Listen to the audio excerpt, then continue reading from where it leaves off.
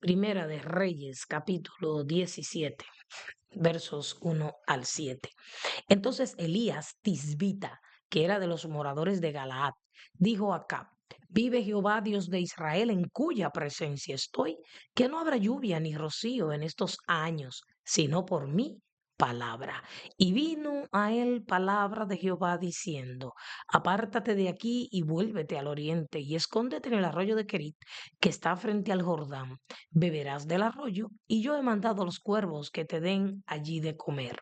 Y él fue e hizo conforme a la palabra de Jehová, pues se fue y vivió junto al arroyo de Querit, que está frente al Jordán.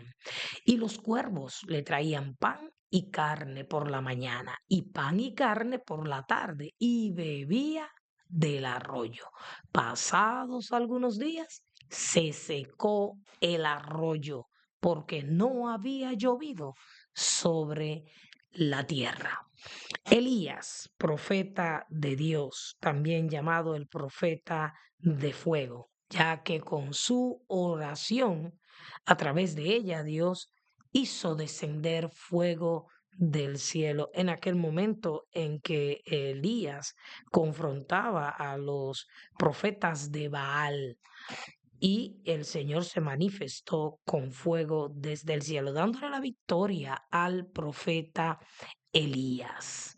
Y Elías en esta ocasión es enviado a decirle al rey Acab que no iba a llover en muchos años, sino por la palabra, por la profecía que él estaba dando. Algo importante que debemos notar es que los profetas que Dios enviaba, como Elías, Eliseo y otros muchos más, cuando ellos hablaban, hablaban de parte de Dios. La palabra que ellos decían se cumplía. Ellos decían por mi palabra, pero no era la palabra de ellos, sino la palabra de Dios.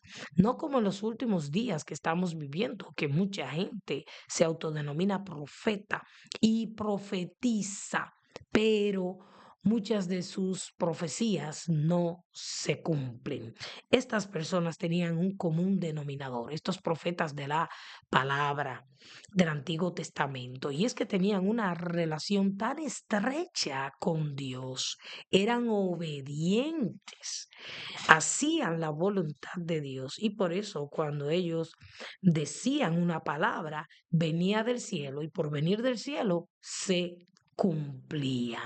Pero dice la palabra de Dios que luego que él da esta profecía a Acab, el Señor le da una orden y le dice: Mira, ve al oriente y escóndete en un arroyo que se llama Kerit, y tú vas a beber del arroyo, y yo le he dado orden a los cuervos que te den allí de comer. Fíjese bien, después que Elías da su profecía, Dios lo manda a apartarse para beber agua de un arroyo. Pero no solamente beber agua de un arroyo, sino que Dios, en un acto sobrenatural, como Señor del cielo y de la tierra, como dueño y creador de todas las cosas, aún de los cuervos y las aves, le dice: Yo le he dado orden a los cuervos para que te den de comer. Y nosotros diríamos: ¿y por qué a los cuervos?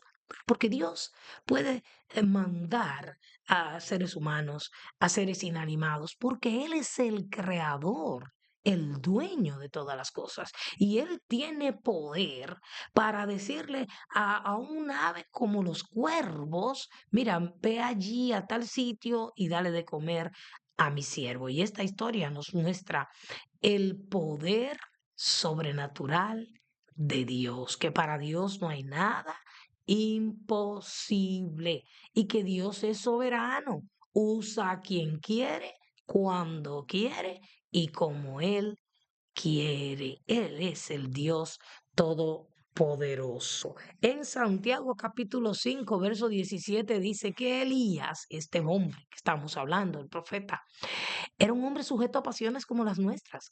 Elías era un ser humano como tú y como yo. ¿Cuál quizás era la diferencia de Elías a esta generación, a muchos de nosotros?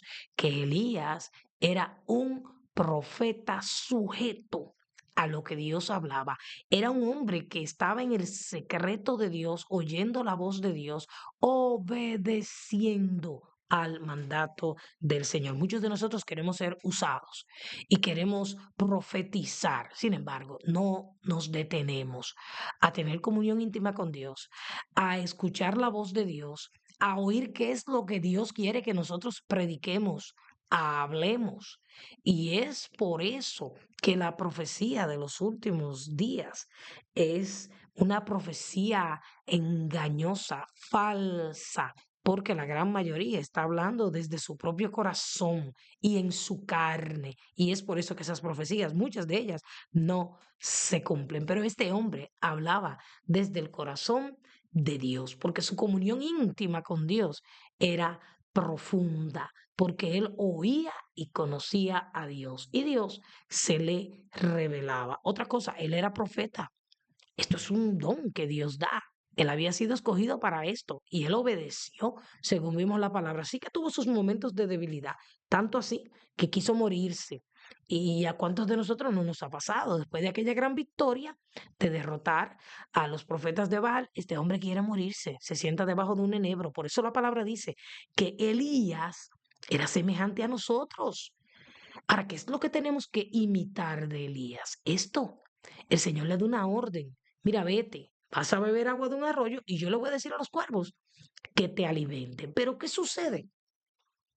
Ocurre el acto sobrenatural. Dice que los cuervos le traían pan y carne por la mañana y por la tarde y que él bebía del arroyo.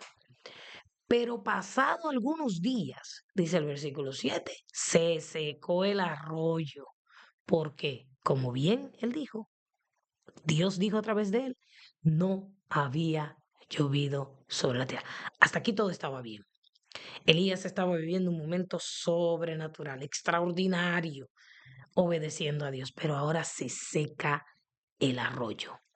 Y lo mismo acontece con muchos de nosotros, porque quizás el arroyo que se ha secado en nuestras vidas no es uno que viene de un río como el Jordán, como era Kerit.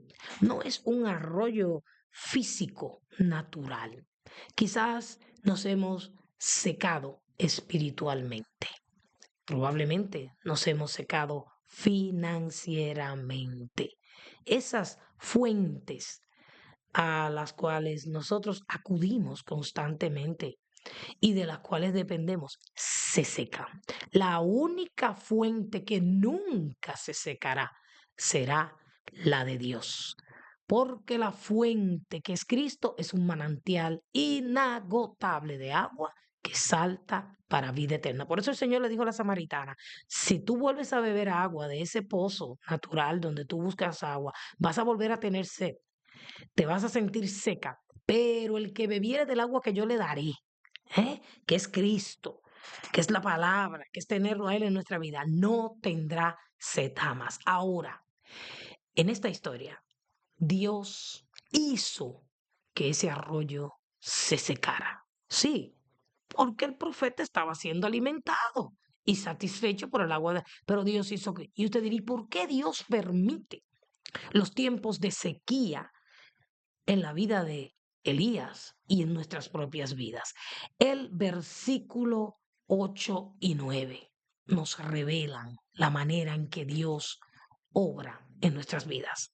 Nos dan un detalle de por qué a los que aman a Dios, todas las cosas, aún la sequía, ayuda para bien. Dice, vino luego a él palabra de Jehová diciendo, levántate, vete a Sarepta de Sidón y mora allí. Y he aquí yo he dado orden, ahora le dio orden a una mujer viuda que te sustente. O sea, Elías tenía que pasar a otro nivel. Iba a ocurrir un milagro. Había una necesidad en Sarepta. Si Elías se queda en el arroyo de Querí, siendo alimentado, tranquilo, viendo el poder sobrenatural de Dios, entonces esta mujer y su hijo iban a morir. Entonces ahora Dios viene y usa a una mujer viuda que lo poco que tiene se lo va a comer con su hijo, echarse a morir. Pero Dios, que ve todas las cosas, seca el arroyo de Elías para que él vaya y Dios pueda obrar un milagro en la vida de esa familia. ¿Te das cuenta? La palabra de Dios, la historia de estos grandes hombres y mujeres escogidos y usados por Dios están ahí para que nosotros veamos, aprendamos la manera del obrar de Dios. Dios no se equivoca. Cuando Dios seca una fuente de la que quizás tú dependes, de la que quizás tú te sustentabas, no es para que te mueras, no es para que vivas en sequía, sino para abrirte otras fuentes mayores. La gran mayoría de gente también depende de fuentes terrenales, que como a la mujer samaritana él le dijo, esas fuentes van a permitir que tú vuelvas a estar en sequía. Tenemos que aprender a depender del Dios inagotable.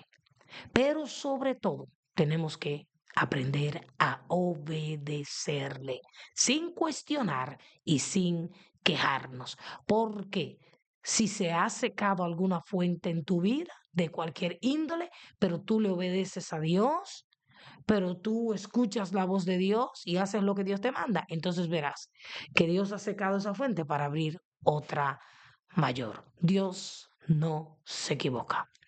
Cuando se seque tu arroyo, corre a Él, que Él es el agua de vida. Y Él dice, el que cree en mí, de su interior correrán ríos de agua viva. Solamente en Cristo no hay sequía. Señor, te damos gracias porque tú eres esa fuente donde vamos y bebemos y somos saciados.